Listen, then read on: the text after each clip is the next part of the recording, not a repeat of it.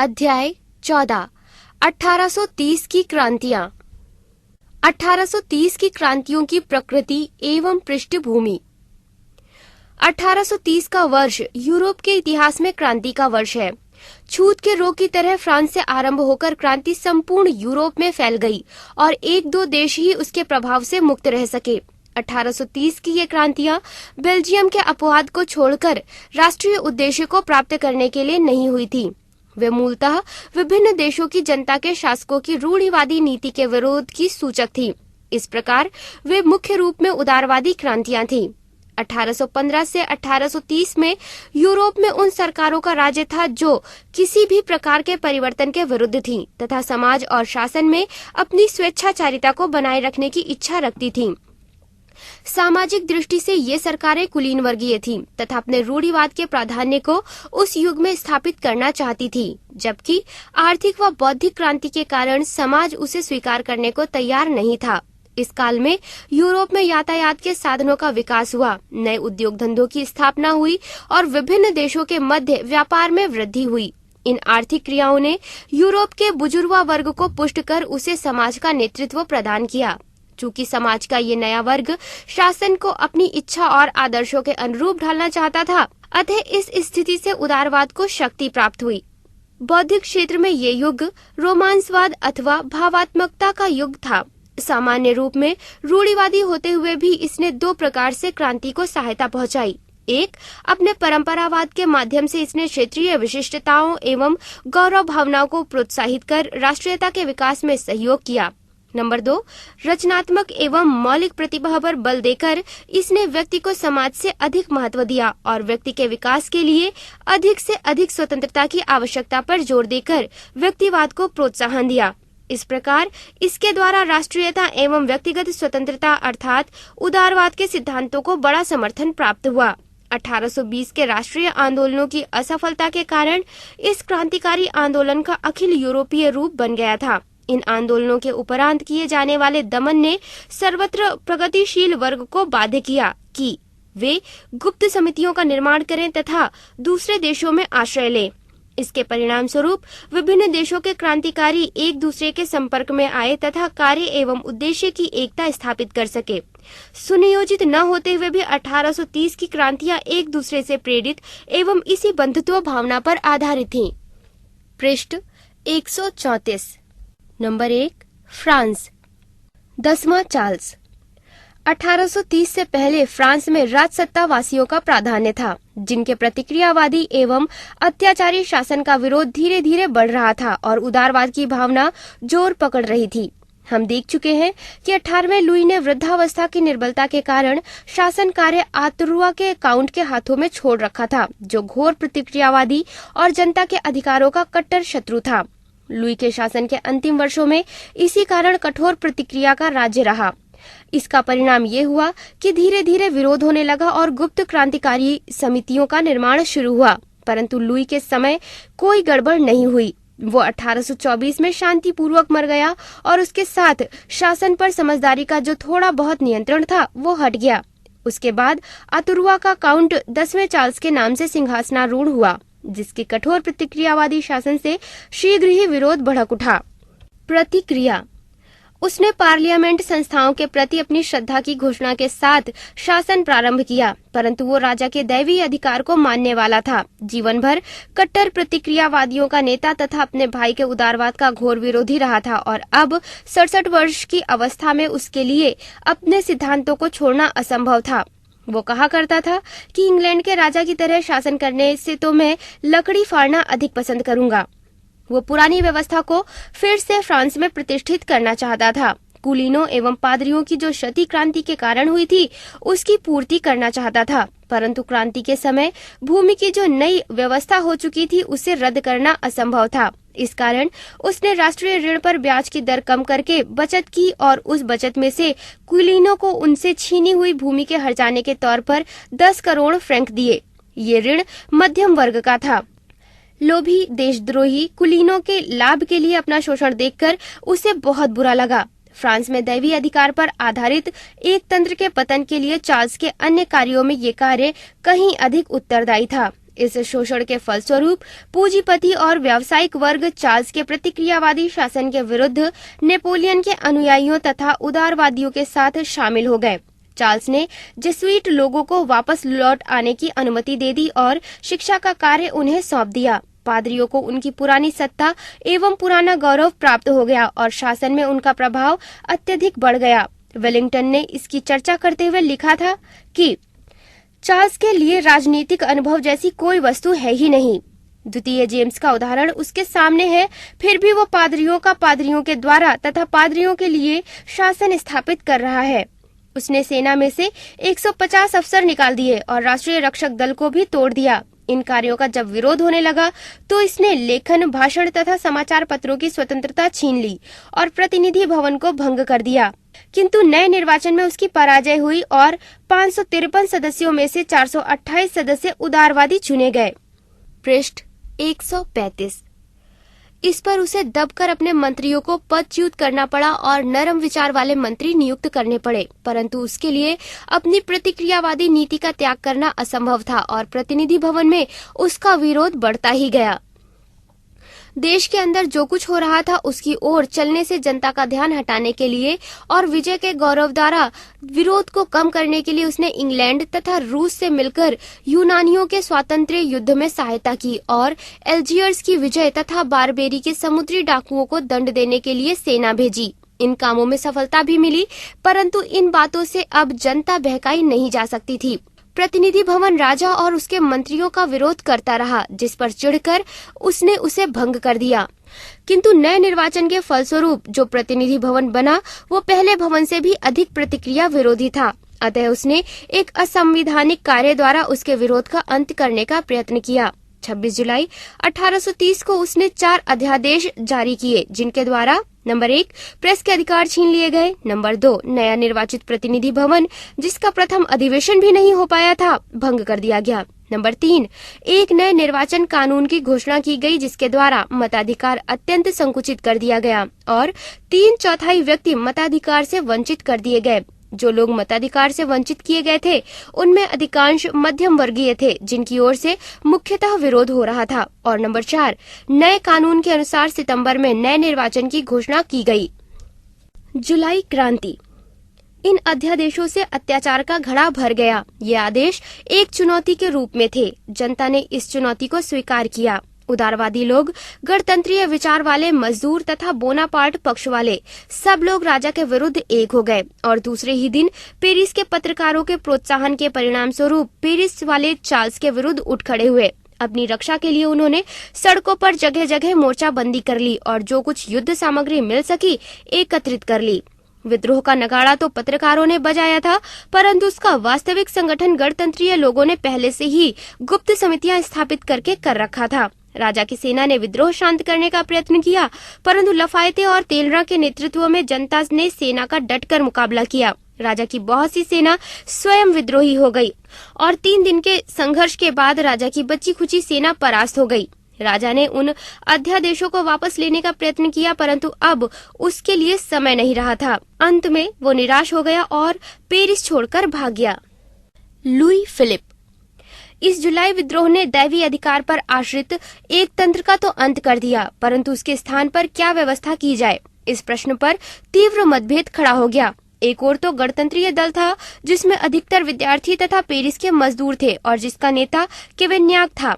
ये दल 1795 के गणतंत्र को पुनः स्थापित करना चाहता था, परंतु उसे पेरिस के प्रमुख लोगों का ये देश का बहुत कम समर्थन प्राप्त था। दूसरी ओर मध्यम वर्गीय उदारवादी लोग थे जिनका नेता एक पत्रकार एडोल्फ दियर था और जो ऐसे एक तंत्र को स्वीकार करने के लिए तैयार थे जो संवैधानिक हो और शासन कार्य उनके हाथों में छोड़ देने को तैयार हो।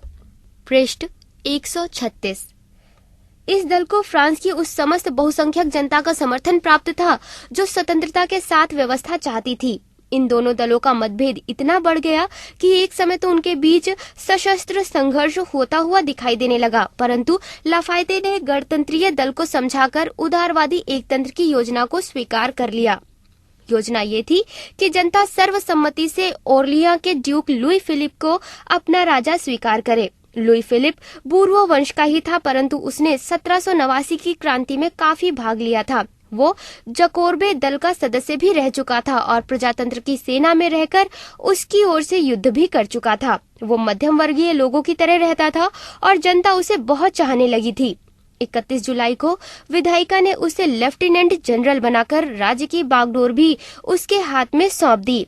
2 अगस्त को चार्ल्स ने अपने 10 वर्षीय पौत्र शाम्बोर्ड के काउंट हेनरी के पक्ष में सिंहासन त्यागने की घोषणा की और लुई फिलिप को अपनी ओर से लेफ्टिनेंट जनरल तथा राज प्रतिनिधि नियुक्त करके पंचम हेनरी के राजा बनने की घोषणा करने का उसे आदेश दिया। किंतु विधायिका की इच्छा से वो लेफ्टिनेंट जनरल तो पहले ही बना हुआ था। 7 अगस्त को विधायिका के दोनों भवनों ने उसे राजा चुना और चार्ल्स के आदेश को स्वीकार करने की जगह उसने जनता का आदेश स्वीकार करना पसंद किया। 9 अगस्त को फ्रांस के राजा नहीं वरन फ्रेंच जनता के राजा की तरह लुई फिलिप के राज्याभिषेक की घोषणा हुई।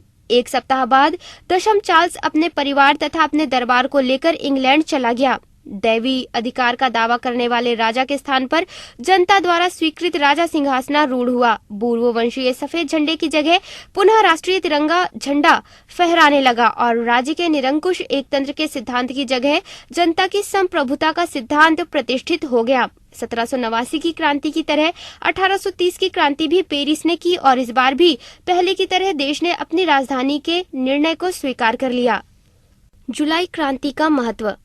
1830 की क्रांति फ्रांस के इतिहास में एक महत्वपूर्ण घटना है। ऊपर से देखने में इसमें कोई बड़ा परिवर्तन नहीं हुआ। बूर्बो वंश की बड़ी शाखा का स्थान छोटी ने लिया और स्वतंत्र भी बना रहा। क्रांति जनतंत्रवादियों ने की थी और क्रांति के समय में जो अस्थायी सरकार बनी थी वो गणतंत्रियों की थी, परंतु उन लोगों के प्रयत्न से लाभ मध्यम वर्ग के संवैधानिक राजसत्तावादियों ने उठाया। जुलाई क्रांति का सबसे अधिक महत्वपूर्ण परिणाम मध्यम वर्ग की विजय थी। इसी वर्ग ने 1789 की महान क्रांति का संचालन किया था और 1794 में अपनी विजयों की पेरिस के मजदूरों से रक्षा की थी। 1815 से 1830 तक विशेषाधिकार युक्त वर्ग से इसी वर्ग के हितों को खतरा था। यही वर्ग था जिसने एक प्रतिक्रियावादी राजा को भागने के लिए विवश किया, क्रांतिकारी श्रमिक दल को चुप किया और शासन की बागडोर अपने हाथों में ले ली। श्रमिक दल ने विद्रोह करके केवल बूर्बो वंश का ही विरोध नहीं किया वरन उन समस्त यूरोपीय सत्ताओं का विरोध भी किया था जिन्होंने 1815 में फ्रांस पर फिर से बूर्बो वंश का शासन लादा था। परंतु क्रांतिकारी श्रमिक दल को परिस्थितिवश दबना पड़ा था। वो दब तो गया परंतु उसने अपने सिद्धांतों एवं आशाओं को नहीं छोड़ा था। जब अपने दलीय स्वार्थों के बलिदान के लिए उनके नेता केवेन्याक को धन्यवाद दिया गया तो उसने उत्तर दिया कि आप हमें धन्यवाद देने में भूल कर रहे हैं। हम दब अवश्य गए हैं परंतु इस कारण कि अभी हमारी शक्ति काफी नहीं है। आगे चलकर बात और ही होगी। पृष्ठ 137। गणतंत्रीय दल की निर्बलता के अतिरिक्त एक कठिनाई और थी। जो परिस्थितियां अंत में बूर्बो एकतंत्र के पतन के लिए उत्तरदायी बनी, उन्होंने उसके स्थान पर गणतंत्र की स्थापना असंभव कर दी। 1830 में फ्रेंच गणतंत्र यूरोप में चुनौती की तरह समझा जाता और यूरोपीय राज्य जिनके मस्तिष्क में 1789 की स्मृतियां अभी ताजी ही थी, उसे नष्ट करने के लिए तैयार हो जाते। इसी तरह गणतंत्रियों के हाथ बंधे हुए थे और यद्यपि उन्होंने विधायिका में एकतंत्र का विरोध तो किया, तथापि देश में उन्हें अधिक समर्थन प्राप्त न हो सका। ऐसी परिस्थिति में फ्रांस का भाग्य निर्माण उदारवादियों के हाथों में रहा और उन्होंने भी एक समझौता ढूंढकर एकतंत्रवादियों को मना लिया। लुई फिलिप को राजा बनाकर उन्होंने उनको संतुष्ट कर लिया और उसके साथ ही यूरोपीय राज्यों को संदेह नहीं होने दिया क्योंकि लुई फिलिप बूर्बो वंश की ही एक शाखा का था। इसके अतिरिक्त इस क्रांति के बाद भी एकतंत्र बना रहा और संविधान में जो परिवर्तन हुए वे नगण्य थे। राजा अध्यादेश जारी करने के विशेषाधिकार से वंचित कर दिया गया।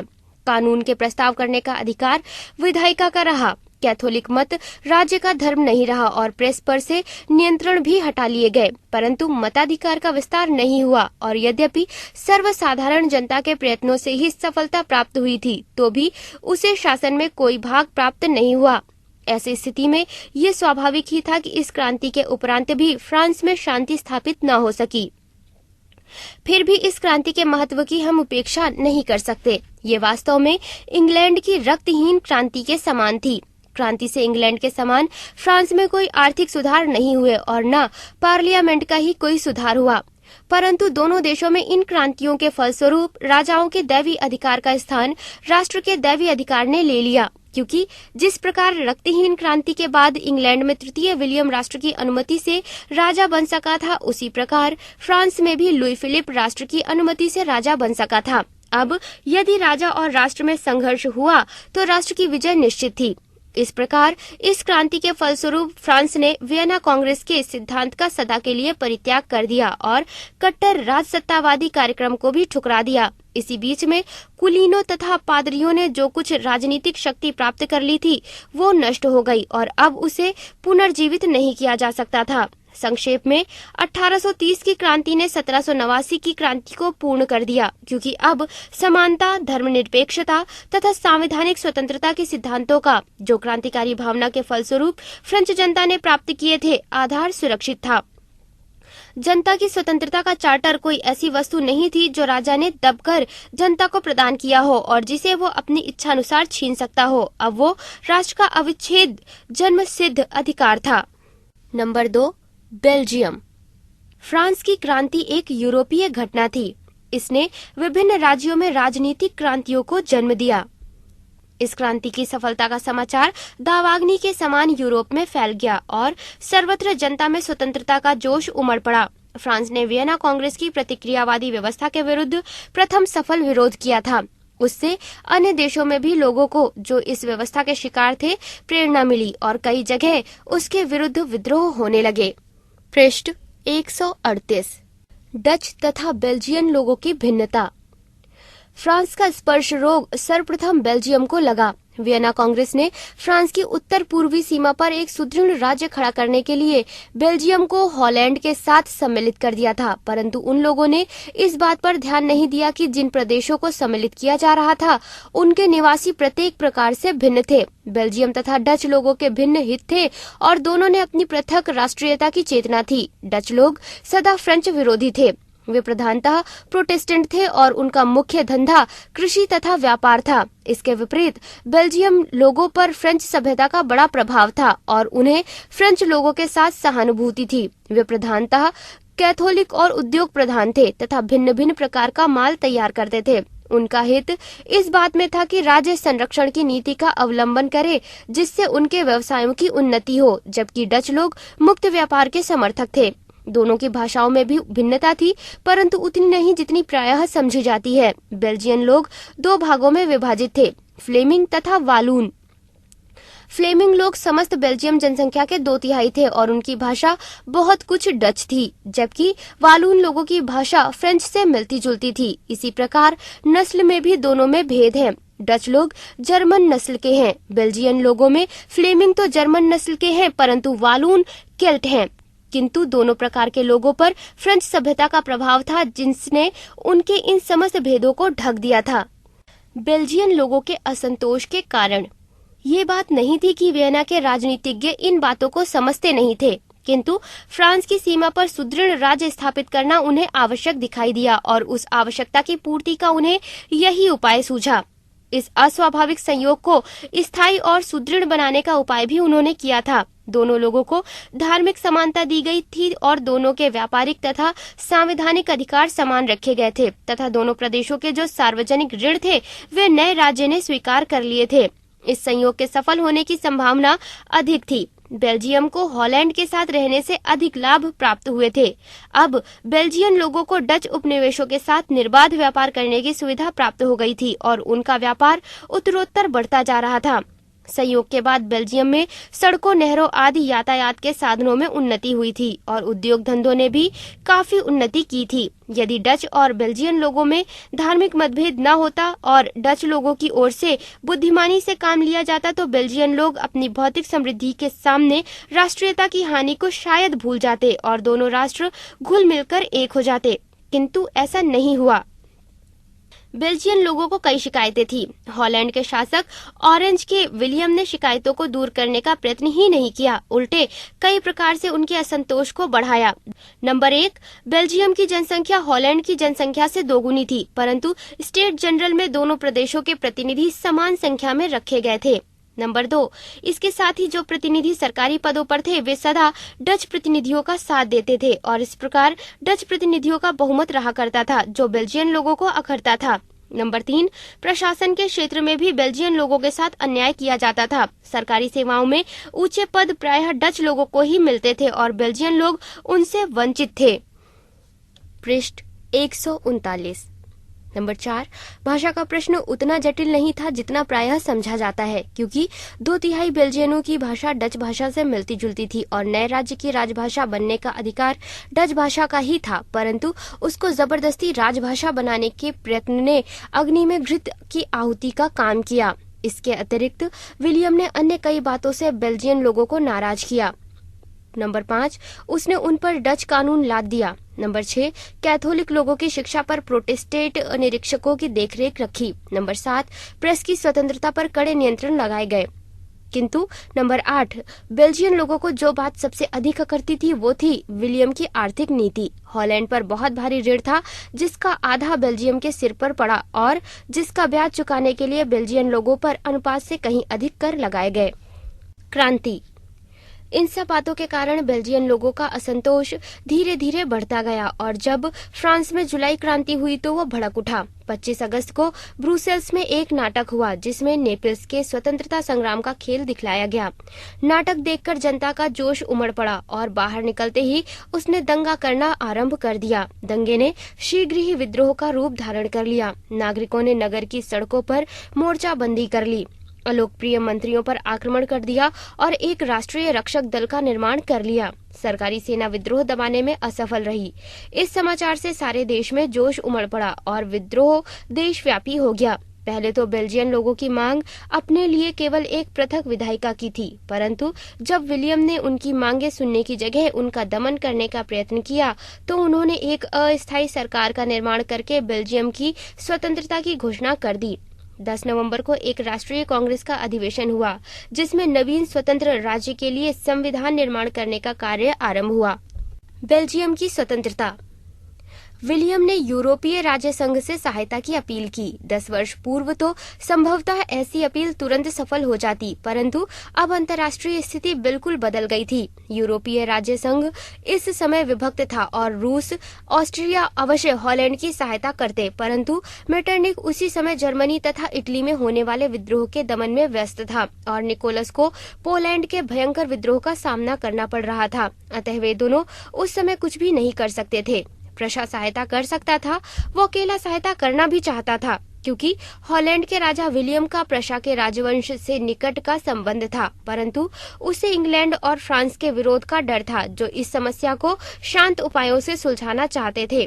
फ्रांस में लुई स्वयं क्रांति के कारण राजा बन सका था और वो बेल्जियम की स्वतंत्रता का समर्थक था। इंग्लैंड भी उस समय तक विरोध करने के लिए तैयार नहीं था जब तक वहां फ्रांस के प्रभावों के बढ़ने का कोई भय उपस्थित नहीं हो जाता। ऐसी स्थिति में लंदन में एक अंतर्राष्ट्रीय सम्मेलन हुआ जिसमें बेल्जियम की स्वतंत्रता स्वीकार की गई। बेल्जियम वालों ने लुई फिलिप के द्वितीय पुत्र नेमूर के ड्यूक को अपना राजा चुना, परंतु पामस्टर्न बेल्जियम को फ्रांस के प्रभाव में नहीं देखना चाहता था और उसने उसका विरोध किया।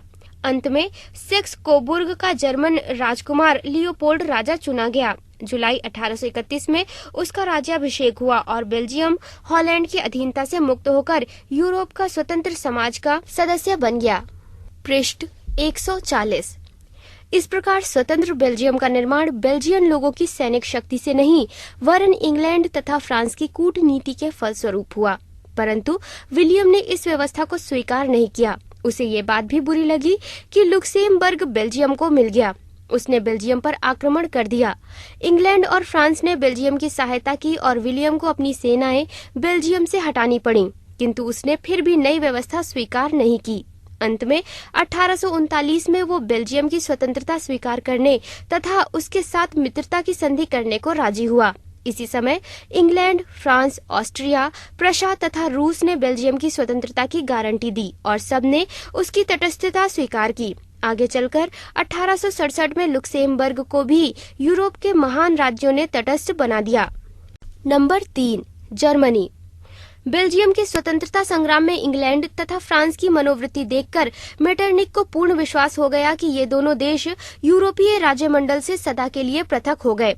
सर्बिया, ग्रीस, स्पेन तथा पुर्तगाल के उपनिवेशों फ्रांस और बेल्जियम में उसके यथाशक्ति प्रयत्न करने पर भी राष्ट्रीयता एवं उदारवाद की विजय हो चुकी थी। वो समझ गया कि जिन देशों में इंग्लैंड तथा फ्रांस के हितों का प्राधान्य था, वहां अंतर्राष्ट्रीय सहयोग एवं बल प्रयोग से शांति कायम रखना असंभव था और उसने इसकी आशा भी छोड़ दी। परंतु अभी इटली तथा मध्य यूरोप में उसका प्रभाव अक्षुण्ण बना हुआ था और उसे प्रशा तथा रूस के सहयोग से उदारवाद के रोग से उन प्रदेशों को अछूता रखने तथा पुरानी व्यवस्था को कायम रखने की आशा थी। क्रांति और दमन। कार्लस्वाद आदेश। ऑस्ट्रिया के साम्राज्य में तो मेटरनिक का प्रभाव इतना जबरदस्त था कि वहां फ्रांस की क्रांति का कोई प्रभाव नहीं पड़ा और शांति बनी रही। उसके बाहर जर्मनी और इटली में अवश्य गड़बड़ हुई, परंतु वो भी छोटे राज्यों में। सैक्सनी, हेनोवर, बुन्सविक तथा हेस-केसिल के राजाओं को दबकर फ्रांस के 1814 के चार्टर से मिलते जुलते चार्टरों की घोषणा करनी पड़ी। हेनोवर का राजा तो स्वयं इंग्लैंड का राजा तृतीय विलियम था, जिसे इससे कोई आपत्ति हो ही नहीं सकती थी। शेष राजाओं ने दबकर अधिकारों की घोषणा तो कर दी थी, परंतु वे इस स्थिति से असंतुष्ट थे। उन्हें शीघ्र ही मेटरनिक का आश्वासन मिल गया और उनमें से अधिकांश ने दिए हुए अधिकारों को वापस ले लिया। उन दिनों मेटरनिक का ध्यान फ्रांस, पोलैंड तथा इटली की घटनाओं की ओर लगा हुआ था। ज्यों ही उसे उधर से अवकाश मिला, त्यों ही उसने जर्मनी की स्थिति की ओर ध्यान दिया और उदारवाद के विनाश पर कटिबद्ध होकर 1832 में जर्मन परिसंघ की विधायिका सभा का अधिवेशन किया और जर्मनी के इस बढ़ते हुए रोग को समूल नष्ट करने के लिए विधायिका सभा में समस्त शक्तियों के प्रयोग का प्रस्ताव किया। इसमें उसे प्रशा का सहयोग प्राप्त था। विधायिका सभा ने उसके आदेश का पालन किया। 1819 में कार्लस्वाद में जो आदेश जारी किए गए थे, उनकी फिर से पुष्टि की गई। राजनीतिक सभाओं पर रोक लगा दी गई, प्रेस पर नियंत्रण लगा दिए गए। जहां विधायिका सभाएं थीं, वहां उनमें अधिकार कम कर दिए गए। विश्वविद्यालयों पर भी नियंत्रण कठोर कर दिया गया। यहाँ तक कि क्रांतिकारी गीतों एवं चिन्हों तक की मनाही कर दी गई। इसके साथ ही ये घोषणा की गई कि यदि किसी राज्य में राजा तथा उसकी विधायिका सभा के बीच गत्यावरोध हुआ, तो जर्मन परिसंघ की विधायिका सभा को वहां हस्तक्षेप करने का अधिकार होगा। पृष्ठ 141। अगले वर्ष फ्रैंकफर्ट में विधायिका सभा को बारूद से उड़ा देने के लिए एक षड्यंत्र का पता चला, जिस पर मुनखेनग्रात्स में ऑस्ट्रिया और रूस के सम्राटों तथा प्रशा के युवराज ने मिलकर जर्मनी में उदारवादी आंदोलनों को कुचलने तथा इंग्लैंड और फ्रांस की जनतंत्रीय प्रवृत्तियों का विरोध करने के लिए परस्पर सहयोग करने का निश्चय किया। इस सम्मेलन के निर्णय जर्मन राज्यों की वियना कांग्रेस में प्रस्तुत किए गए, जहां बवेरिया के विरोध के बावजूद उन्हें अधिकांश राज्यों ने कुछ शर्तों के साथ स्वीकार कर लिया। अखिल जर्मन राष्ट्रीयता। इस प्रकार जर्मनी में प्रतिक्रिया का राज्य अखंड बना रहा और राजनीतिक स्थिति में कोई महत्वपूर्ण परिवर्तन नहीं हुआ। मेटरनिक को इससे बड़ा संतोष था, परंतु वो नहीं जानता था कि जर्मनी में दो प्रबल शक्तियों का जन्म हो चुका था, जिसके द्वारा उसको प्रतिक्रियावादी व्यवस्था का अंत होना था। मेटरनिक ने उदारवादी आंदोलनों का तो दमन कर दिया था, परंतु विचार के क्षेत्र में वो कुछ नहीं कर सका था और राष्ट्रीयता की भावना जोर पकड़ रही थी। प्रत्येक प्रगतिशील व्यक्ति के विचार इस भावना में डूबे हुए थे और कवियों, दार्शनिकों, इतिहासकारों आदि की लेखनियों से जर्मन राष्ट्रीयता के गौरवगान से पूर्ण साहित्य का अविरल स्रोत बह रहा था। जर्मनी के बड़े बड़े प्रख्यात व्यक्ति जैसे फिक्ते, हिगेल, स्टाइन, डालमन आदि इस बौद्धिक आंदोलन में भाग ले रहे थे और विश्वविद्यालयों में राष्ट्रीय नवजागरण हो रहा था। विद्यार्थियों के भवन राष्ट्रीय गान से गूंजते थे और सैनिकों की बैरकों तक से राष्ट्रीय गानों तथा नारों की ध्वनि प्रसारित हो रही थी। ये अखिल जर्मन राष्ट्रीयता साहित्यिकों, कवियों एवं शिक्षकों की ऐसी देन थी जो जर्मनी को प्रांतीयता के गर्त से, जिनमें विभिन्न राजाओं के स्वार्थ मेटरनिक की व्यवस्था उसे ढकेल रहे थे, उभारने में सफल हुई। आर्थिक संयोग। दूसरी शक्ति भिन्न प्रकार की थी और उसका जन्म प्रशा के अर्थ मंत्री मासेन के मस्तिष्क में हुआ था। ये उसकी राजनीतिक दूरदर्शिता का परिणाम न होकर समय की आवश्यकताओं को अच्छी तरह समझने का परिणाम था। प्रशा का राज्य अत्यंत बिखरा हुआ और दूर दूर तक फैला हुआ था, जिसके बीच बीच में अन्य राज्यों के कई प्रदेश थे। जगह जगह चुंगी के नाके थे, जिनसे व्यापार में रुकावटें पड़ती थीं और उद्योग धंधों की उन्नति रुक जाती थी। यातायात के साधन भी नहीं थे। चोरी से राज्य के अंदर माल लाना और राज्य के बाहर से जाना सरल था और इससे राज्यों को आर्थिक क्षति पहुंचती थी। इतनी लंबी टूटी फूटी सीमा के निरीक्षण की असंभवता के कारण किसी प्रकार के मुक्त व्यापार की आवश्यकता थी। राज्य से दूर दूर के और भिन्न भिन्न प्रकार के प्रांतों को एक करने के लिए भीतरी चुंगी की रुकावटें दूर करना आवश्यक था। मासेन ने ये देखकर प्रशा के लिए एक नई कर व्यवस्था की। उसने राज्य के अंदर आने वाले माल पर कर सर्वत्र समान रूप से इतना हल्का कर दिया कि चोरी से माल अंदर लाना लाभप्रद न रहा, किंतु राज्य की आमदनी के लिए कुछ वस्तुओं पर जो बाहर से आती थी और जिन पर बंदरगाहों में सरलता से निरीक्षण रखा जा सकता था, भारी कर लगाया गया। प्रशा के अंदर तो उसने व्यापार पर कर नहीं लगाया, किंतु अन्य राज्यों का जो माल प्रशा के राज्यों में से होकर निकलता था उस पर उसने भारी कर लेना शुरू कर दिया। जर्मनी के मुख्य मार्ग प्रशा के राज्य में से होकर निकलते थे। इस नई व्यवस्था से अन्य राज्यों को क्षति पहुंचने लगी। पृष्ठ 142।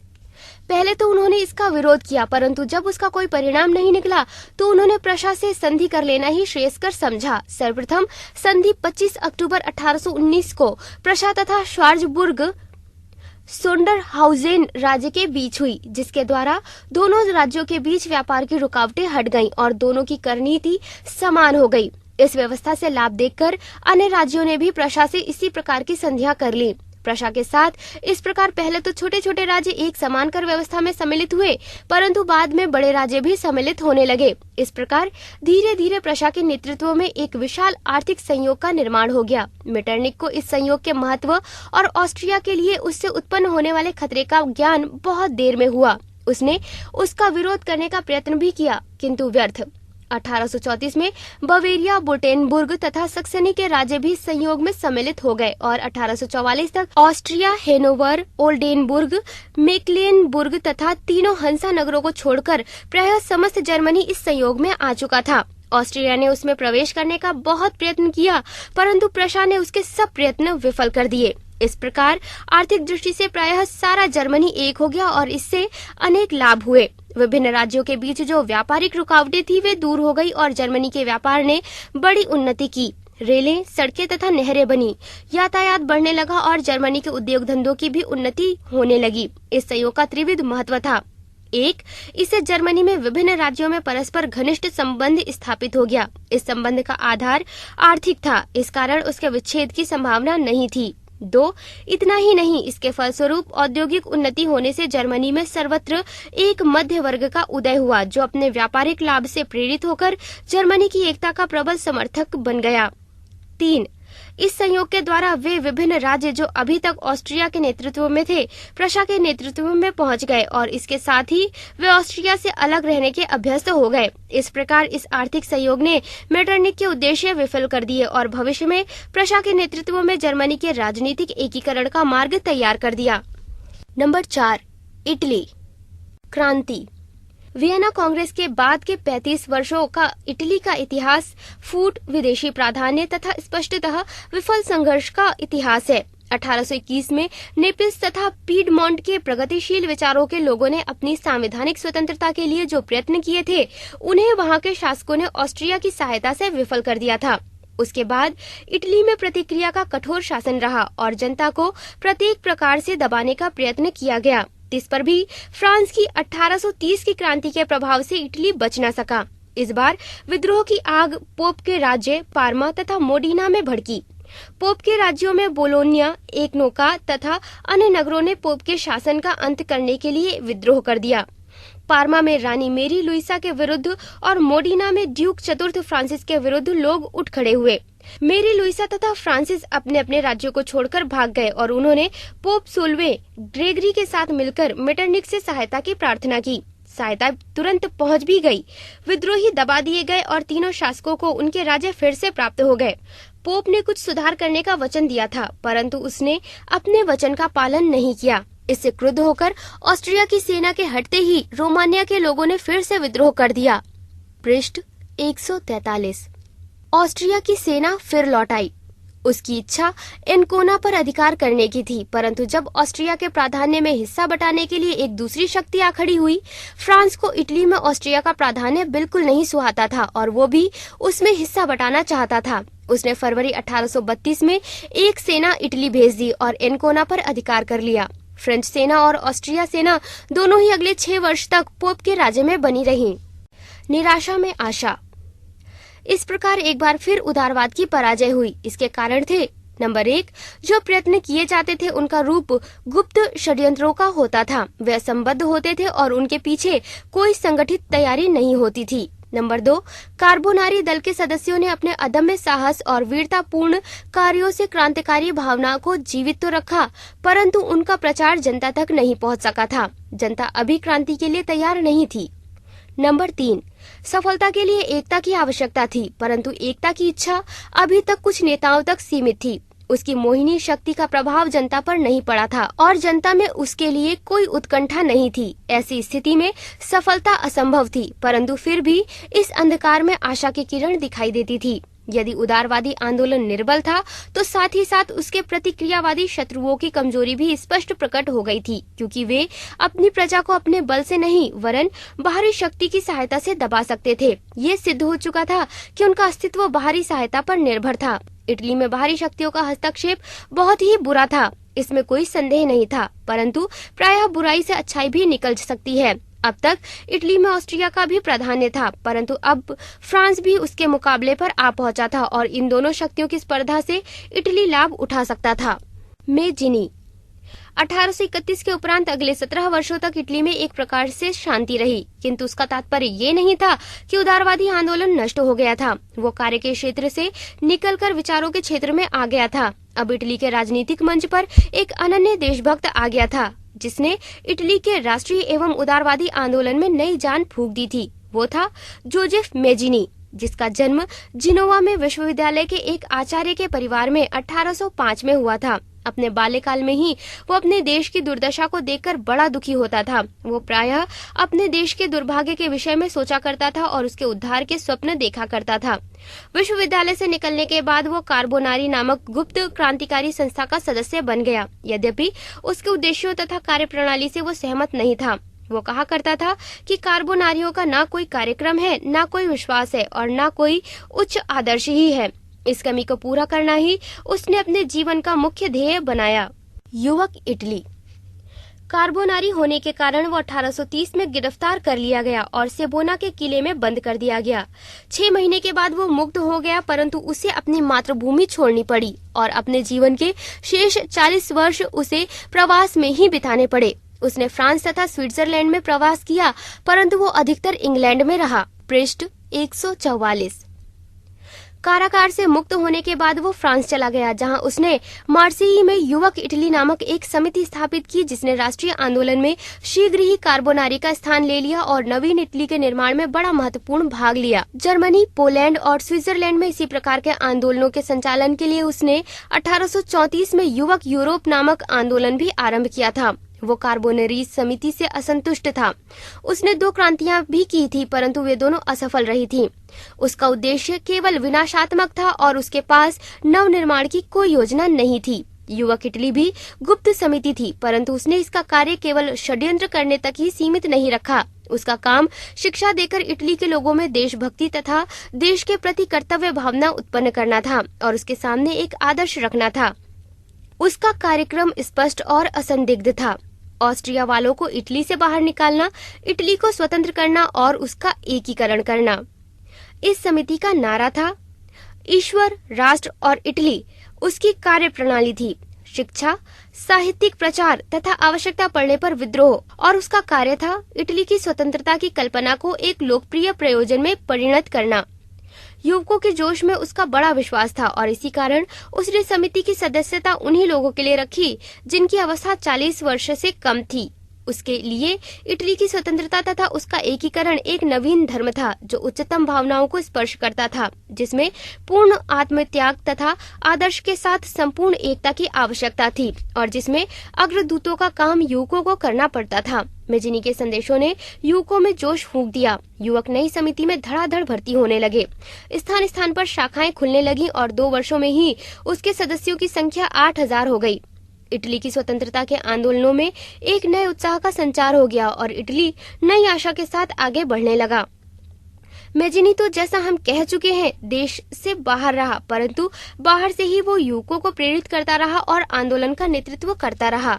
Number 5, Poland. जर्मनी और इटली में क्रांतिकारी विद्रोह नगण्य से रहे, परंतु पोलैंड में विद्रोह ने बड़ा भयंकर रूप धारण किया। उसकी भयंकरता को समझने के लिए पोलैंड के पूर्व इतिहास तथा उसके साथ किए गए घोर अन्याय का थोड़ा सा वर्णन आवश्यक है। पोलैंड की स्थिति।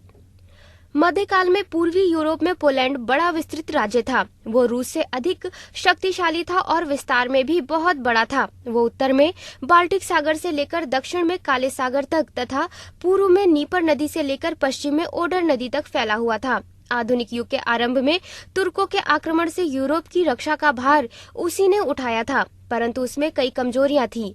उसमें रहने वाले लोगों में मुख्य पोल थे पश्चिमी की ओर जर्मन तथा पूर्व की ओर रूसी लोग भी बड़ी संख्या में निवास करते थे। नस्ल में भिन्न होने के साथ साथ उन लोगों में धर्म तथा भाषा में भी भेद थे।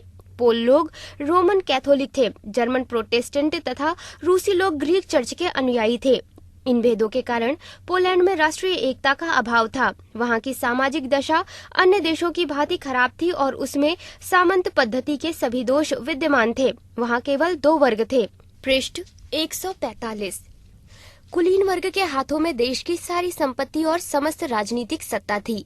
कृषक लोगों की दशा बिल्कुल दासों जैसी थी और उन्हें अपने स्वामियों के विरुद्ध संपत्ति का, यहाँ तक कि जीवन का भी कोई अधिकार नहीं था। कुलीन वर्ग अपने विशेषाधिकारों का प्रयोग निसंकोच अपने स्वार्थ में करता था और उसे न कृषकों के हित का कोई ध्यान था न देश हित का ही। ये लोग अपने स्वार्थ में इतने रत थे कि उन्हें राजा के अधिकार भी अखरते थे। वहाँ राजा का पद संवैधानिक दृष्टि में निर्वाचित होते हुए भी वास्तव में वंशानुगत था, परंतु 16वीं शताब्दी के अंत की ओर वो पूर्णतया निर्वाचित हो गया था। निर्वाचित हो जाने के बाद राजा को एक इकरार पर हस्ताक्षर करना पड़ता था, जिसके द्वारा उसे सेना की कमांड तथा सरकारी कर्मचारियों की नियुक्ति को छोड़कर राज्य के समस्त कामों को त्याग देना पड़ता था। राज्य का शासन वास्तव में सीनेट और डायट के हाथों में था।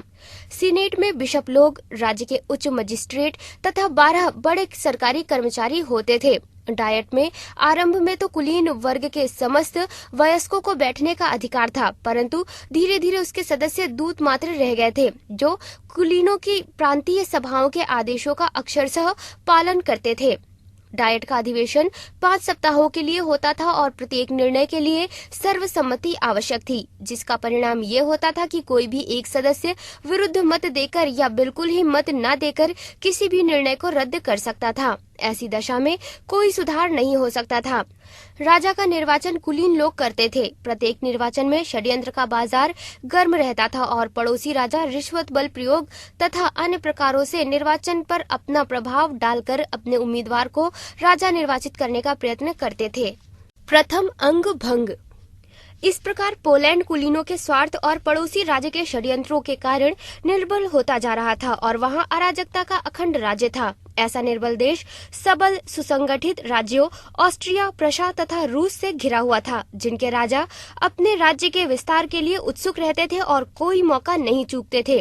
पोलैंड को निर्बल बनाए रखना और अवसर पाकर उसे हड़प लेना तीनों का उद्देश्य था। ऐसा मौका 1763 में आया, जब वहां के राजा तृतीय ऑगस्टस के, जो सैक्सनी का शासक भी था, मरने पर उसके उत्तराधिकारी के निर्वाचन पर प्रश्न उठा। प्रशा के राजा फ्रेडरिक तथा रूस की रानी कैथरीन दोनों ने आपस में समझौता करके एक पोल स्टेनिस्लास को राजा निर्वाचित कर दिया, किंतु देशभक्त पोलों को बाहरी राज्यों का यह हस्तक्षेप पसंद नहीं आया और उन्होंने रूस के प्रभाव का विरोध किया। स्टेनिस्लास स्वयं शासन व्यवस्था में सुधार करना चाहता था। उसने डायट के निर्णयों के लिए सर्वसम्मति की आवश्यकता का जो नियम था, उसे रद्द करने का प्रस्ताव किया। इस पर रूस तथा प्रशा ने पोलैंड के रईसों तथा जमींदारों को भड़काकर गृह कलह करवा दिया और उससे लाभ उठाकर उसका अंग भंग करके उसके कई प्रदेश छीन लिए। रूस ने उत्तर पूर्व की ओर ड्वीना और ऊपरी नीपर नदी के पूर्व का भाग ले लिया।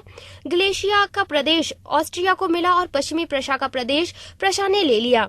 उस समय यूरोप के अंतर्राष्ट्रीय सदाचार का यह ज्वलंत उदाहरण था। पृष्ठ 146। सुधार के प्रयत्न। कुछ समय तक रूस और ऑस्ट्रिया का ध्यान टर्की की ओर लगा रहा। उसे भी वे इसी प्रकार हड़प लेना चाहते थे। उनका ध्यान उस ओर लगा हुआ देखकर पोलैंड के समझदार तथा देशभक्त व्यक्तियों ने सुधार करने का प्रयत्न किया। उन्होंने एक नया संविधान बनाया, जिसके अनुसार राजा का पद वंशानुगत कर दिया गया। कुलीनों के विशेषाधिकार कम कर दिए गए। 2 सदन वाली एक विधायिका सभा स्थापित की गई और सर्वसम्मति का नियम रद्द कर दिया गया। कैथोलिक मत को राज्य धर्म स्वीकार करके धार्मिक कलह का भी अंत कर दिया गया। अर्धदास व्यवस्था का अंत तो नहीं किया गया, परंतु कृषकों के भार को कम करने के प्रयत्न किए गए। द्वितीय अंग भंग। पोलैंड वालों के ये प्रयत्न फ्रेडरिक तथा कैथरीन दोनों को पसंद नहीं आए। नए संविधान के अनुसार राजा का पद सैक्सनी के शासक को दिया गया था। प्रशा को सैक्सनी तथा पोलैंड के संयुक्त राज्य से अपनी सुरक्षा के लिए खतरा था। सैक्सनी के शासक के राजा बन जाने से पोलैंड में रूस का प्रभाव नहीं रह सकता था, परंतु ऑस्ट्रिया का सम्राट द्वितीय लियोपोल्ड इसी नई व्यवस्था से प्रसन्न था, क्योंकि नया पोलैंड प्रशा पर रुकावट का काम देता था। रूस और प्रशा ने पोलैंड पर आक्रमण कर दिया। पोलैंड को ऑस्ट्रिया से सहायता की आशा हो सकती थी, परंतु उन दिनों वो फ्रांस के युद्ध में उलझा हुआ था। अतः असहाय पोलैंड को फिर पड़ोसियों के लोभ का शिकार बनना पड़ा। अब की बार केवल रूस तथा प्रशा ने ही उनका अंग भंग किया। रूस ने पूर्व की ओर का बहुत बड़ा प्रदेश अपने अधिकार में कर लिया और प्रशा ने पश्चिम की ओर का बहुत सा प्रदेश ले लिया। इस अंग भंग को स्वीकार करने के साथ ही स्टेनिस्लास को नवीन संविधान भी रद्द करना पड़ा। इस अंग भंग में ऑस्ट्रिया को कुछ नहीं मिला। तृतीय अंग भंग और स्वतंत्र पोलैंड का अंत। अब देशभक्त पोलो ने कॉस्किउस्को नामक वीर प्रतिभाशाली नेता के नेतृत्व में विद्रोह का झंडा खड़ा किया। कॉस्किउस्को को आरंभ में सफलता मिली। उसने क्रेको तथा वारसा ले लिए, परंतु घर की फूट ने उसके समस्त प्रयत्न विफल कर दिए। उसने कृषकों को भूमि दे दी थी, जिसे कुलीन लोग बिगड़ गए थे। नगरों की जनता विद्रोह से दूर रही। ऐसी अवस्था में उसकी पराजय निश्चित थी। पोलैंड पर रूस, प्रशा तथा ऑस्ट्रिया तीनों ने आक्रमण कर दिया और विद्रोह कुचल दिया गया। अब की बार तीनों राज्यों ने मिलकर पोलैंड के अवशेष का अंतिम विभाजन करके उसके अस्तित्व का अंत कर दिया। लूट का सबसे अधिक भाग ड्वीना नदी के निचले भाग तथा ग्लेशिया के बीच का समस्त प्रदेश रूस ने ले लिया। बक तथा नीमेन नदी के बीच का प्रदेश वारसा सहित प्रशा को मिला और वारसा के दक्षिण का प्रदेश ऑस्ट्रिया को दिया गया। इस प्रकार स्वतंत्र पोलैंड की हत्या हुई और उसका अस्तित्व मिट गया। ये घटना 1795 की है। पोलिश क्रांति और फ्रेंच क्रांति। पोलैंड के पिछले दोनों अंग भंग उन दिनों में हुए जिन दिनों फ्रांस में क्रांति हो रही थी। इस प्रकार यूरोप में एक साथ ही दो क्रांतियां हो रही थीं। फ्रांस तथा पोलैंड में यद्यपि दोनों के रूप भिन्न थे।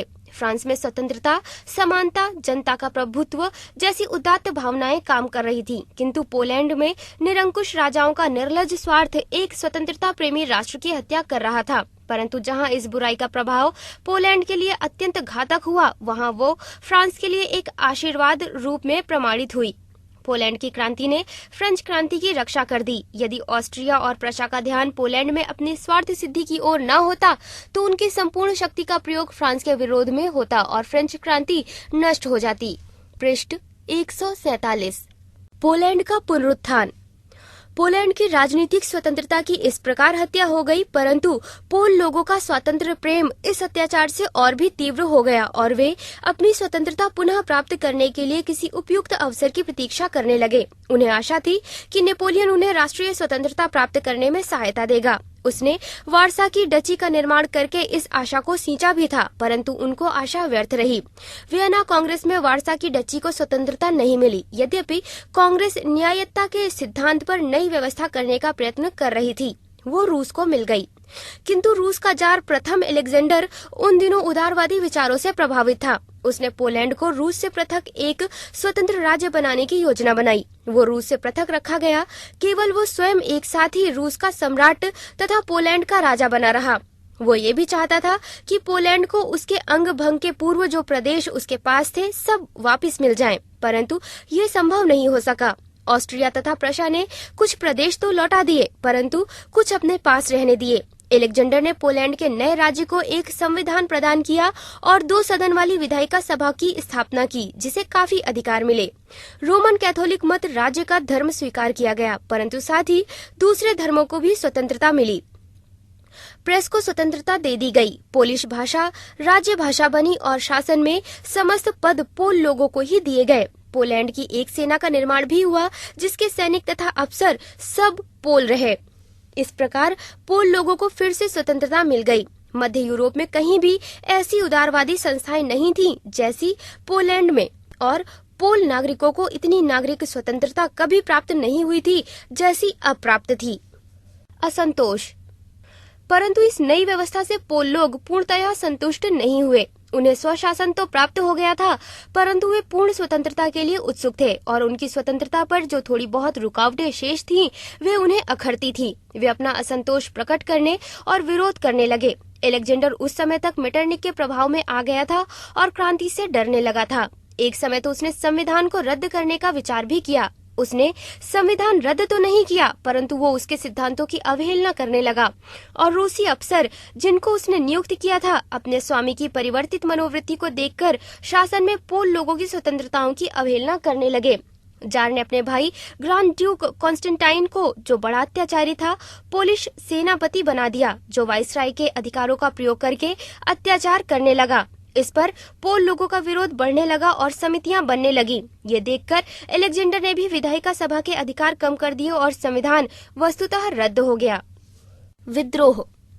अलेक्जेंडर का 1825 में देहांत हो गया और प्रथम निकोलस जार बना, जो अत्यंत निरंकुश मनोवृत्ति का था। उसके सिंहासनारूढ़ होने के साथ गुप्त क्रांतिकारी आंदोलन जोर पकड़ने लगा। इस आंदोलन का सेना में काफी जोर था। पृष्ठ 148। जुलाई 1830 की फ्रेंच क्रांति के समाचार से पोलिश क्रांतिकारियों में बड़ा उत्साह उत्पन्न हुआ और वे भी क्रांति के लिए तैयार हो गए। उधर बेल्जियम में भी विद्रोह हो गया था। पोलिश क्रांतिकारियों के दमन के लिए जब जार ने पोलिश सेना को कूच के लिए तैयार होने का आदेश दिया, तो नवंबर 1830 में वारसा में सेना ने विद्रोह कर दिया। ग्रांड ड्यूक कॉन्स्टेंटाइन की हत्या का प्रयत्न विफल हुआ, परंतु वो साहस छोड़कर भाग गया और रूसी सेना को वर्सा से हटा लिया गया। क्रांतिकारियों ने एक अस्थायी सरकार का निर्माण किया और 25 जनवरी 1831 को पोलैंड के सिंहासन को खाली घोषित कर दिया। ये एक प्रकार से रूस के विरुद्ध युद्ध की घोषणा थी। जार ने पोलैंड में 2 लाख सैनिक भेजकर इसका उत्तर दिया। पोल लोग बड़ी वीरता से लड़े, परंतु उनमें न संगठन था और न अनुशासन। उनके नेता भी योग्य नहीं थे। सितंबर के अंत तक वे पूर्णतया परास्त हो गए और उनकी पराजय के साथ जो कुछ स्वतंत्रता उन्हें अभी तक प्राप्त थी, वो भी नष्ट हो गई। फरवरी 1832 में अलेक्जेंडर का दिया हुआ संविधान रद्द कर दिया गया और पोलैंड रूस के साम्राज्य में शामिल कर लिया गया। विद्रोहियों को बड़ा कड़ा दंड दिया गया। उनमें से अधिकांश को मृत्यु दंड मिला और बहुत से साइबेरिया भेज दिए गए। पोलिश विश्वविद्यालय तथा पाठशालाएं बंद कर दी गईं और रूसी भाषा पोलैंड की राजभाषा बना दी गई। पोलिश सेना रूसी सेना में सम्मिलित कर दी गई। शासन में रूसी अफसरों की भरमार हो गई और अत्यंत निरंकुश एवं कठोर शासन आरंभ हो गया। स्वतंत्रता का अंत। इस प्रकार पोलैंड में क्रांति का परिणाम बेल्जियम से बिल्कुल विपरीत हुआ। पोलैंड वालों को बाहर से सहायता मिलने की आशा थी, परंतु वो आशा पूरी नहीं हुई। प्रशा इस क्रांति के विरुद्ध था। ऑस्ट्रिया चाहता तो था कि पोलैंड की सहायता करे और ऑस्ट्रिया के राजकुमार को स्वतंत्र पोलैंड का राजा बना दे, परंतु इस भय से कि उसकी पोलिश प्रजा इससे प्रोत्साहित होकर कहीं स्वयं विद्रोही न हो जाए, वो चुप रहा और कुछ न बोला। इंग्लैंड और फ्रांस में लोकमत पोलैंड की सहायता देने के पक्ष में था, परंतु लुई फिलिप रूस से युद्ध करके अपना राज्य खोना नहीं चाहता था और इंग्लैंड की सरकार, जो किसी प्रकार भी जनता की प्रतिनिधि नहीं थी, हस्तक्षेप न करने की नीति पर अड़ी रही। जब विद्रोह समाप्त हो गया तो अवश्य पार्मिस्टर ने रूस की सरकार पर पोलैंड को अपने राज्य में मिलाकर 1815 की व्यवस्था भंग करने का दोष लगाया।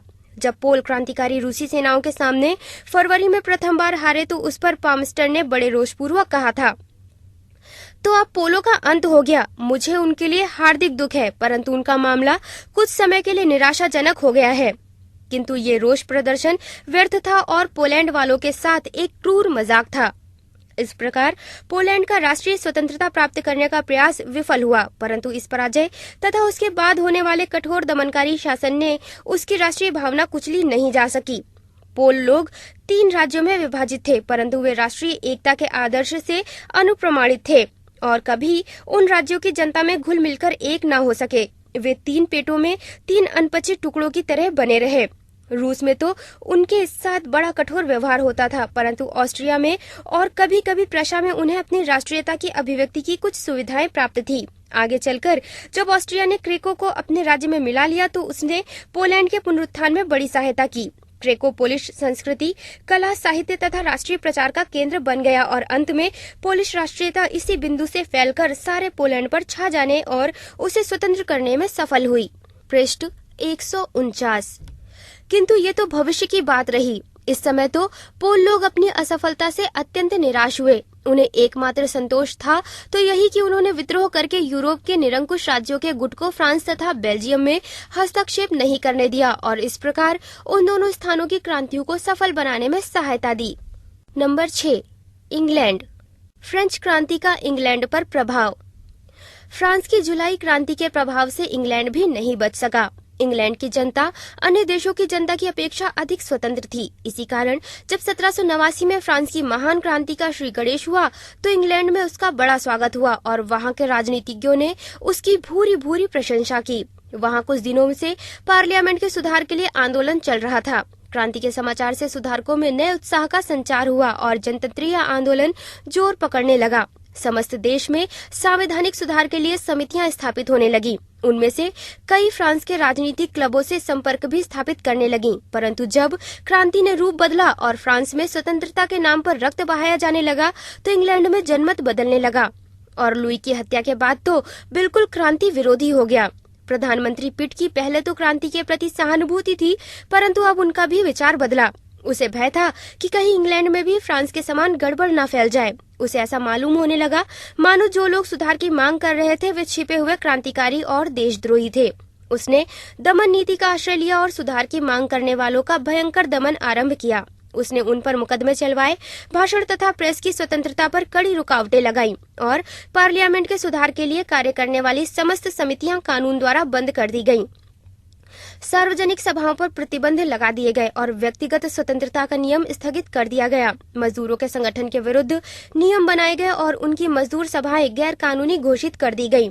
इंग्लैंड की परंपरागत स्वतंत्रता पर इतने कठोर नियंत्रण लगाकर पिट ने अपने ऊपर कलंक लगा लिया। परंतु ये बात निसंदेह है कि इस दमनकारी नीति में पिट को देश का समर्थन प्राप्त था। इस प्रकार फ्रेंच क्रांति का इंग्लैंड पर मुख्य प्रभाव घोर प्रतिक्रिया के रूप में प्रकट हुआ और राजनीतिक सुधार के आंदोलन को जो बढ़ रहा था गहरी ठेस लगी। जब तक इंग्लैंड फ्रांस से युद्ध में लगा रहा तब तक इस नीति में कोई परिवर्तन नहीं हुआ। जब 1815 में युद्ध बंद हुआ तो लोगों की आशा थी कि शांति के साथ सुख और समृद्धि के दिन लौट आएंगे, परंतु हुआ बिल्कुल उल्टा। अंग्रेजों के आधुनिक इतिहास में वाटरलू की विजय के बाद कुछ वर्ष सबसे अधिक कष्टमय थे। युद्ध काल के कष्ट बढ़ गए। युद्ध के बाद बिक्री खूब होने की आशा से कारखानों वालों ने बहुत सा माल तैयार कर लिया था, परंतु प्रायद्वीप के देश गरीब हो गए थे और इस माल को खरीद नहीं सकते थे। इसके अतिरिक्त अब वहाँ भी कारखाने काम करने लगे थे। ऐसी दशा में कई लोग दिवालिया हो गए, कारखाने बंद हो गए और असंख्य लोग बेकार हो गए। अनाज का मूल्य कम हो जाने से किसानों को बड़ी हानि हुई, किंतु अनाज का भाव कम हो जाने से गरीबों को कोई लाभ नहीं हुआ था, क्योंकि इसके साथ साथ रोटी के दाम में कोई कमी नहीं हुई थी। ऐसी अवस्था में समस्त देश में असंतोष व्याप्त था। उस समय सरकार टोरी दल की थी, जिसमें लॉर्ड लिवरपूल प्रधानमंत्री था, परंतु उस पर वास्तव में विदेश मंत्री केसलरी, गृह मंत्री सिडमाउथ तथा लॉर्ड चांसलर एल्डन का प्रभाव अधिक था। पृष्ठ 150। वे सब प्रतिक्रियावादी थे और इस स्वाभाविक असंतोष को क्रांति की भावना समझते थे। उन्होंने असंतोष के कारणों को दूर करने का प्रयत्न नहीं किया, उल्टा कठोर दमन आरंभ किया। इस प्रकार यूरोप के अन्य देशों की भांति इंग्लैंड में भी वियना कांग्रेस के बाद का समय प्रतिक्रिया का समय रहा, परंतु अपनी दमन नीति के कारण सरकार बड़ी अप्रिय एवं बदनाम हो गई और अधिक न टिक सकी। टेस्लरी ने आत्मघात कर लिया, सिडमाउथ ने त्यागपत्र दे दिया और मंत्रिमंडल में नए मंत्री पहुंचे जो टोरी होते हुए भी सुधार के पक्षपाती थे। नए मंत्रियों में कैनिंग, हस्किंसन और रॉबर्ट पील मुख्य थे। इन लोगों ने अनेक उपयोगी सुधार किए। बाहर से आने वाली कई वस्तुओं पर कर कम कर दिए और कुछ कर बिल्कुल उठा लिए गए। अनाज पर कर कम कर दिया गया ताकि बाहर से कुछ परिमित मात्रा में अन्न मंगाया जा सके। दंड विधान में भी सुधार हुआ और कानूनों की कठोरता में कमी हुई। धर्म क्षेत्र में सहिष्णुता आई। कैथोलिकों तथा डिस्टेंटरों के ऊपर जो रुकावटें थी वे हटा ली गई और इन्हें धार्मिक स्वतंत्रता दे दी गई। पार्लियामेंट के सुधार का आंदोलन। जहां इतने सुधार हो रहे थे वहां पार्लियामेंट के सुधार का प्रश्न उठना अनिवार्य था। इस सुधार के लिए जैसा हम देख चुके हैं, फ्रेंच क्रांति के पूर्व आंदोलन चल रहा था, परंतु पिट ने उसका दमन कर दिया था। उस समय पार्लियामेंट एक कुलीन वर्गीय संस्था थी। लॉर्ड सभा के तो सभी सदस्य जमींदार थे, परंतु लोकसभा भी जनता का किसी रूप में प्रतिनिधित्व नहीं करती थी। उस पर जमींदारों का पूर्ण प्रभाव था। इस सभा के निर्वाचन के लिए 3 प्रकार के निर्वाचन क्षेत्र थे। काउंटी, बरो तथा विश्वविद्यालय। काउंटियों से 186 सदस्य चुने जाते थे। इन सदस्यों का निर्वाचन करने वाले के लिए ऐसी भूमि का स्वामी होना आवश्यक था जिसका वार्षिक लगान 40 शिलिंग हो। बरो यानी नगर 467 सदस्य चुनते थे। नगरों के अपने अपने अलग निर्वाचन कानून थे और मतदाताओं की योग्यताएं भिन्न भिन्न थीं। यथार्थ में नगरों में निर्वाचन थोड़े से ही व्यक्तियों द्वारा होता था। कई नगर जो पहले बड़े थे वे अब छोटे गांवों के रूप में रह गए थे, परंतु उनसे पहले जैसे ही सदस्य चुने जाते थे। ऐसे नगर प्रायः पड़ोसी जमींदारों के प्रभाव में होते थे और वहां से उन्हीं के कृपापात्र निर्वाचित होते थे। उस समय कई बड़े बड़े नगर ऐसे थे जो पहले केवल गांव थे और जिनकी जनसंख्या व्यावसायिक क्रांति के फलस्वरूप बहुत बढ़ गई थी, परंतु जिनसे एक भी सदस्य नहीं चुना जाता था। संक्षेप में, लोकसभा में किसी प्रकार भी इंग्लैंड की सामाजिक व्यवस्था का प्रतिबिंब नहीं मिलता था। समस्त सदस्यों के 2/3 सदस्य ऐसे थे जो केवल नाम मात्र को निर्वाचित कहे जा सकते थे, परंतु जो वास्तव में किसी न किसी प्रकार कुछ थोड़े से प्रभावशाली व्यक्तियों द्वारा नियुक्त होते थे। इस दशा में लोकसभा का नाम ही अशुद्ध था, क्योंकि वो लोक का नहीं प्रत्युत थोड़े से जमींदारों तथा व्यापारियों का प्रतिनिधित्व करती थी। प्रथम सुधार कानून। ऐसी अप्रतिनिधि पार्लियामेंट का सुधार अत्यंत आवश्यक था। जब तक इंग्लैंड में टोरी शासन रहा तब तक सुधारों की मांग का विरोध होता रहा, परंतु मांग भी बढ़ती रही। फ्रांस की जुलाई क्रांति से सुधारवादियों का साहस बढ़ा और सुधार आंदोलनों की प्रगति तेज हुई। उसी समय चतुर्थ जॉर्ज की मृत्यु हो गई और चतुर्थ विलियम सिंहासन पर बैठा। वो उदार था।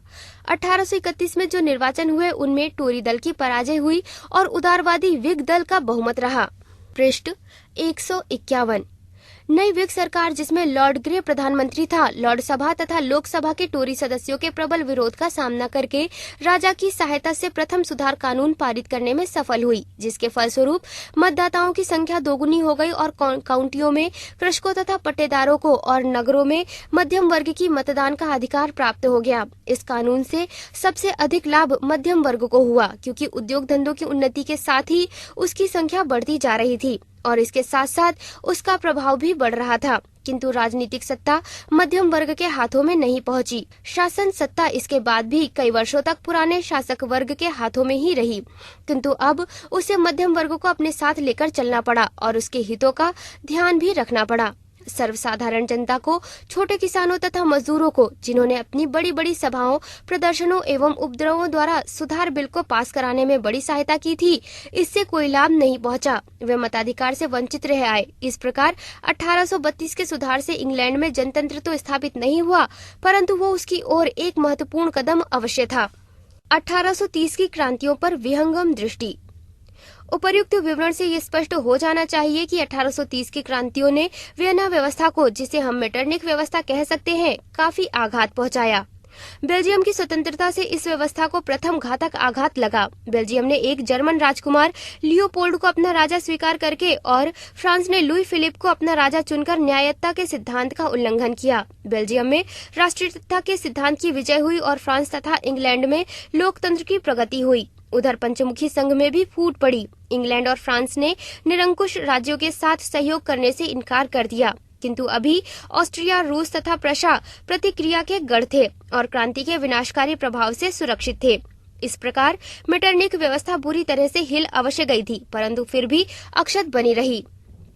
1830 की क्रांतियों के उपरांत और एक सीमा तक उनके कारण यूरोप का राजनीतिक विभाजन अधिक स्पष्ट हो गया। राइन के पश्चिम में संविधानवाद और उदारवाद के समर्थक राज्य थे, फ्रांस, बेल्जियम, स्विट्जरलैंड आदि, जिसके साथ ब्रिटेन भी था। राइन के पूर्व में प्रशा, रूस एवं ऑस्ट्रिया के नेतृत्व में प्रतिक्रियावादी राज्य थे। 1831 से 1848 तक यूरोप की अंतर्राष्ट्रीय राजनीति इस विभाजन से प्रभावित रही। 1830 की क्रांतियों का एक परिणाम और निकला। इन क्रांतियों की असफलता के कारण एवं उनके अनुभव के फलस्वरूप उदारवादी आंदोलन और राष्ट्रीय आंदोलन एक दूसरे के करीब आ गए। अब उदारवादी, विशेषकर इटली में, ये स्वीकार करने लगे कि उनके उद्देश्यों की पूर्ति राष्ट्रीय एकता और राष्ट्रीय सरकार की स्थापना द्वारा ही संभव है। प्रश्न, दीर्घ उत्तरीय प्रश्न। प्रश्न 1, 1830 की क्रांति के कारणों की व्याख्या कीजिए। प्रश्न 2, यूरोप के विभिन्न देशों पर 1830 की क्रांति का क्या प्रभाव पड़ा। पृष्ठ 152। लघु उत्तरीय प्रश्न। प्रश्न 1, 1830 की क्रांति की पृष्ठभूमि स्पष्ट कीजिए। प्रश्न 2, चार्ल्स दशम की नीति का वर्णन कीजिए। प्रश्न 3, जुलाई क्रांति का महत्व बताइए। प्रश्न 4, बेल्जियम की स्वतंत्रता का वर्णन कीजिए। प्रश्न 5, कालस्वाद आदेश पर एक लेख लिखिए। प्रश्न 6, जोल वरीन की विवेचना कीजिए। प्रश्न 7, युवक इटली की व्याख्या कीजिए। प्रश्न 8, पोलैंड के विभाजन का वर्णन कीजिए। वस्तुनिष्ठ प्रश्न। प्रश्न 1, किसके प्रभाव के कारण ऑस्ट्रिया में 1830 की क्रांति का प्रभाव नहीं पड़ा था?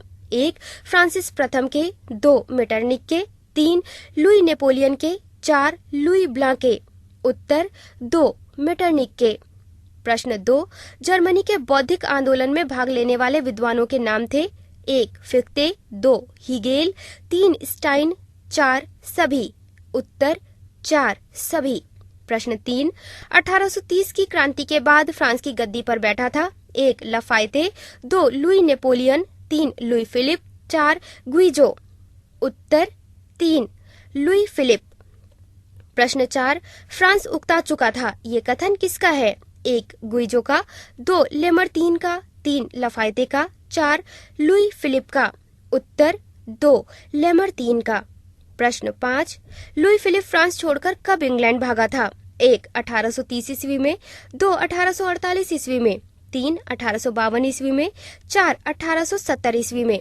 उत्तर 2, 1848 ईस्वी में। प्रश्न 6, फ्रांस में द्वितीय गणतंत्र की स्थापना हुई थी? 1, 1848 ईस्वी में, 2, 1852 ईस्वी में, 3, 1856 ईस्वी में, 4, 1860 ईस्वी में। उत्तर 2, 1852 ईस्वी में। प्रश्न 7, फ्रांस के द्वितीय गणतंत्र के राष्ट्रपति के पद पर किसका निर्वाचन हुआ था?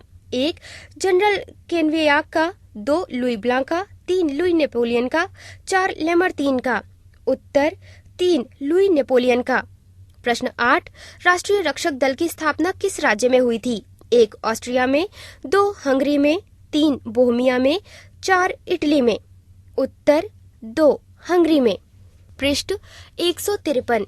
प्रश्न 9, 1848 ईस्वी की क्रांति के परिणाम स्वरूप बवेरिया के किस शासक ने सिंहासन त्याग दिया था? 1, लुई नेपोलियन ने, 2, लुई प्रथम ने, 3, लुई ब्लां ने, 4, इनमें से कोई नहीं। उत्तर 2, लुई प्रथम ने। प्रश्न 10, इटली के शासक चार्ल्स एल्बर्ट ने किसके पक्ष में सिंहासन छोड़ दिया था? 1, विक्टर इमानुएल प्रथम, 2, फ्रांसिस प्रथम, 3, विक्टर इमानुएल द्वितीय, 4, फर्डिनेंड के पक्ष में। उत्तर 3, विक्टर इमानुएल द्वितीय। प्रश्न 2, प्रशा का शासक विलियम किस वंश के महत्व को बढ़ाना चाहता था? 1, हैब्सबर्ग वंश, 2, आर्लिया वंश, 3, बूर्बो वंश, 4, हाहोन-जार्लन वंश। उत्तर 3, बूर्बो वंश। प्रश्न 12, मेटरनिक के पलायन के बाद उसके स्थान पर नियुक्त किया गया था? 1, श्वार्ज़ेनबर्ग को, 2, फर्डिनेंड को, 3, गुइजो को, 4, इनमें से किसी को नहीं। उत्तर 1, श्वार्ज़ेनबर्ग को। पृष्ठ 154।